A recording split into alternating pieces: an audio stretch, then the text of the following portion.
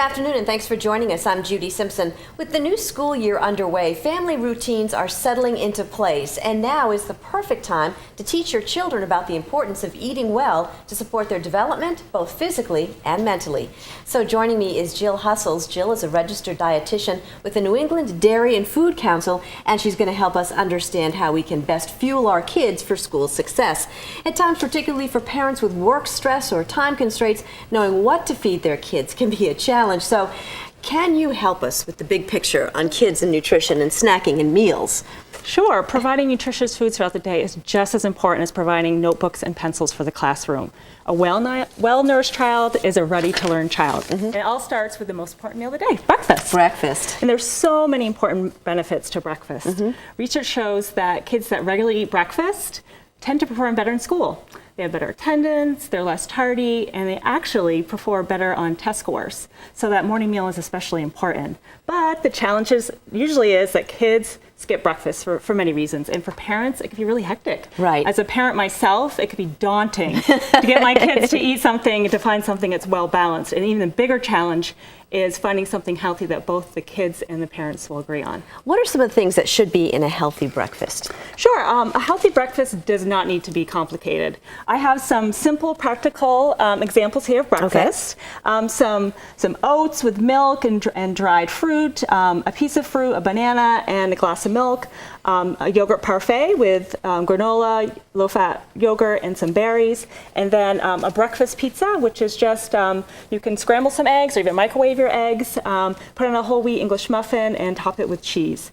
When planning a breakfast, really the goal should be to aim for including at least 3 of the 5 food groups. Okay. What I say is try to offer foods that are with lean proteins, such as eggs. Proteins are the building blocks for muscle and tissue, and really help keep you fuller longer because it's digested a little bit slowly. Go with fruits and vegetables. They're really, really hard to get into in the breakfast. You typically don't see them. They contain important nutrients and vitamins that really help keep you healthy. And here I just, toss in a piece of fruit or some dried fruit. Go whole with whole grains because whole grains are rich in fiber. They're really good for digestive health, and as with protein, they are digested a little bit slower and they help keep you full. They add a lot of bulk. And don't forget the dairy, low-fat and fat-free dairy, such as milk, yogurt, and cheese. Dairy contains a good source of protein and also contains important bone-building nutrients such as calcium and other essential nutrients. What about substituting, say, a glass of orange juice for a piece of fruit? Is that a wise thing? Well, if you are going to have juice, make sure to look for that it's 100% fruit juice. Otherwise, you're just offering kids not as much of the vitamins and minerals that they would get from a whole piece of fruit. And lots of sugar. Yes. Now, what about when kids get a little bit older and more independent? Right. Well, the good news is about going to school is that school breakfast can really take that stress off parents' shoulders of preparing a breakfast. School breakfast is available to all students regardless of socioeconomic background, and it's a really great nutritional value. Did you know that actually school meals follow strict guidelines that they have to obey? That's amazing. Yeah, really? yeah. Okay. For example, they have to contain whole grains, and then each child must select produce, and the produce has to offer a variety of options with different colors. And then also there's a lot of controlled calories, controlled fat, and sodium. And really, how many families really put that much time into planning? Right. Yeah. And of course, low-fat and fat-free milk is required to be offered with each school meal. And so what about kids having enough time to eat breakfast at school? Yeah, timing is especially important with school breakfast. Sometimes buses may not get to school, early enough for the kids to go to the cafeteria to enjoy breakfast, or, they want to socialize with their friends. Right. And that can compete with enjoying breakfast. However, research shows that schools that offer breakfast after the bell models, such as breakfast in the classroom or grab and go, actually have a better chance of increasing student breakfast participation. Oh, no kidding. Yeah. However, some of the challenges for schools to offer those type of models is that they don't have the funding for the startup equipment to offer those breakfast models, such as a cart or insulated cooler bags that really can help transport, deliver, or offer breakfast in the hallway or in the classroom. But the good news is that dairy farmers of Vermont and New England do support school breakfast programs through a program called Field Play 60. Field Play 60 is our in-school nutrition and physical activity program designed to help schools improve school wellness. Okay. And schools that are enrolled in the program can apply for funding to make sustainable changes, such as offer a grab-and-go breakfast program. Now, you have some schools that actually are doing some of these things that Yeah. we've just been talking about. Yeah, there are some schools in Vermont that are championing some of these grab-and-go breakfast models, and I'd like to show you some examples. Okay, great. First up is, pictured here is Colchester Middle School. Colchester Middle School received Field Play 60 funds for a mobile breakfast cart set up in the hallways, as you see pictured here, which offers hot and cold items. Students can pick up a breakfast in between morning classes and then bring it back to their classroom to eat. So how convenient. The school has actually doubled their breakfast participation by offering breakfast after the bell. No kidding. That's fantastic. And then next, pictured here is Mounts Bay Elementary. That's also in Colchester. They offer breakfast in the classroom for all grades. The school received funding for these portable insulated cooler bags. Food service staff just fill up the breakfast in each of these bags that's organized by a classroom teacher. And then student representatives, they come from each classroom, they pick up, and they actually deliver the breakfast back to their classroom, and teachers and school administration are on board. So What a it's great idea. Well-oiled machine there at Yeah. Mounts Bay. And then next up here, it would be Heartland Elementary School. They also offer breakfast in the classroom. Here you see some more insulated cooler bags. They piloted breakfast in the classroom this past spring, and they saw a 114% increase in breakfast participation. Yeah. That's incredible. That's so important. Yeah, and they received funding for equipment to help boost their breakfast menu. They wanted to have less prepared items and more recipes from scratch, utilizing some of their farm to school program. That's fantastic. And then next up is Milton Elementary School. This is another example of offering breakfast in the classroom. Milton did not receive any funding from New England Dairy Food Council for the Breakfast in the Classroom program. However, it doesn't take much equipment to get a program like this set up and running. Here you just see here, they use a basic cart. They fill up the low-fat, fat-free dairy, fruits, vegetables, lean protein, put it on the cart, and then they deliver the nutritious meals to their elementary students. Isn't that kid so cute there? Very happy. So now, are all schools offering these kinds of after-the-bell programs? Yeah, not all schools are offering breakfast after the bell. In Vermont, New England Dairy and Food Council and Hunger Free Vermont are challenging schools in Vermont to increase breakfast participation by at least 20% by offering breakfast after the bell. We've seen 24 schools meet the challenge since 2016, and 14 more are registered this Fantastic. fall. So parents can reach out to their school principal or their food service director if they're interested in starting the conversation about getting grab-and-go breakfast started. Perfect. Let's move on to lunch. Yeah, great. Lunch school meals are better than ever before. Food service directors are increasing their use of lean protein, lean low-fat and fat-free dairy, fresh fruits, vegetables, really focusing on utilizing more farm-to-school programs, which is great. Just like breakfast, lunch is actually required to meet those strict standards. So, like I mentioned before, more whole grains, fruit, vegetables. And some parents think that schools, that they serve chicken nuggets or pizza, that it's not healthy.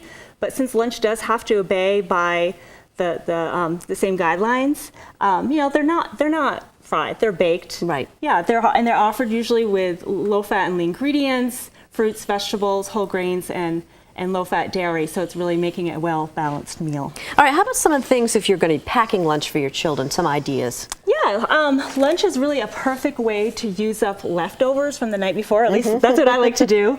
And I always say if you have a pita bread, whole wheat pita bread or wrap, it's a great way to stuff in some of that protein from last night, keeping in mind the same rules as breakfast. Try to incorporate at least 3 of the 5 food groups. Right. Here, I just used some leftover chicken and cut it up and combined some craisins. I also included some low-fat yogurt and some celery, chopped it up and put it into a whole wheat pita wrap.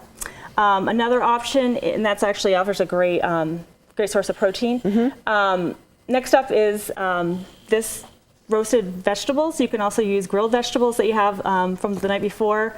It goes great, and again, a wrap or a pita bread, it's a great way to add some fiber and some extra vitamin and minerals And it's quick. to lunch.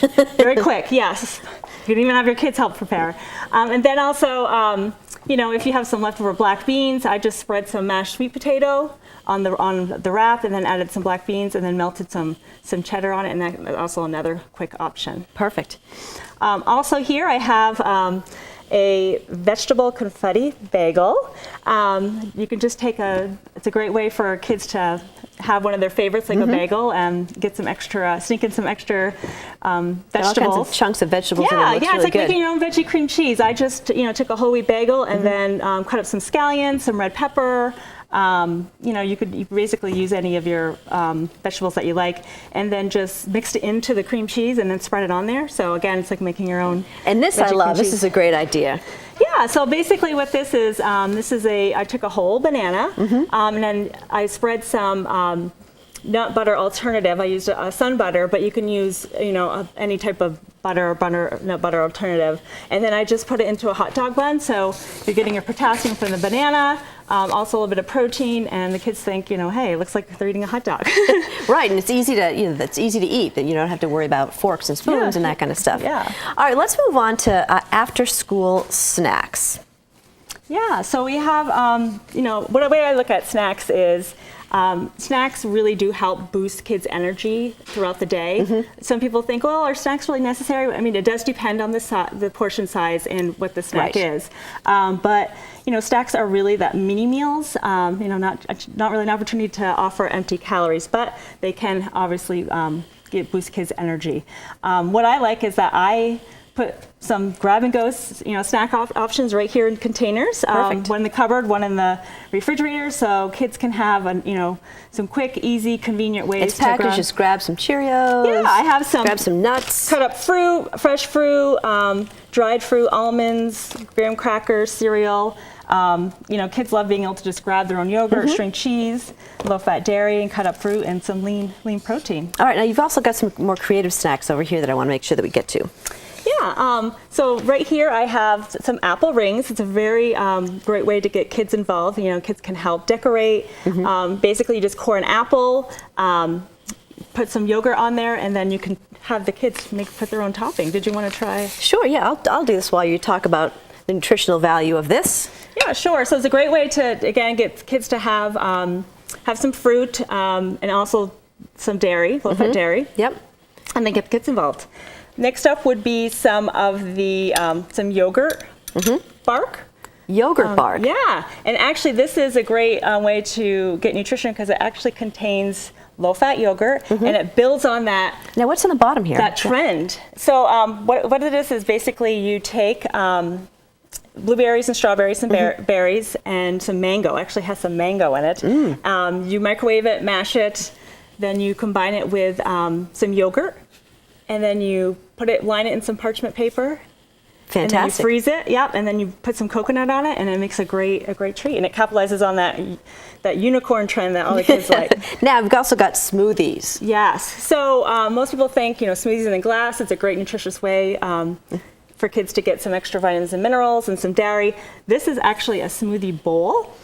So basically what I did is I blended some low-fat chocolate milk and a little bit of yogurt and vanilla extract. Blended that right up, and then if I can have you pour it into the bowl. Okay. Whoa. Goes a little fast. Yep. And then you can, just as you did with the apple rings, you can add whatever you want to it. Some fruits. Add some fruits. Great. Yeah, this is terrific. Fruits. You can add nuts, granola, whole grain cereal. Make your own kind of soup with this. Yeah, and then you just spoon it. Instead of drinking it, you would just spoon it out. That's awesome. A different way to present your food, your snacks. These are all great ideas. Now, where can parents and school officials find out more information if they're interested in some of the programs that we talked about for their schools, or even ideas for snacks? Yeah, if they're interested in funding or learning more about Field to Play 60, they can go to newenglanddairyfoodcouncil.org to learn more about Field to Play 60 and funding available to offer some of these ideas that you've seen here today. And how about if people have any questions about what they've seen here today? Should they contact the same number? Yeah, go to newenglanddairyfoodcouncil.org. Now, do you have lots of recipes there too for folks? We do have lots of recipes as well. Also on our Must Be the Milk website has a lot of recipes as well. All right, well, terrific. Well, thank you so much for joining us. It sheds a whole new light on school lunches. There's a lot going on. Yeah, there's a lot going on, but it's good to know that you can have a lunch available and breakfast available at school. That is very important. Thank you so much for Thank joining you. us. That's our program for today. I'm Judy Simpson. I'll see you again next time on Across the Fence.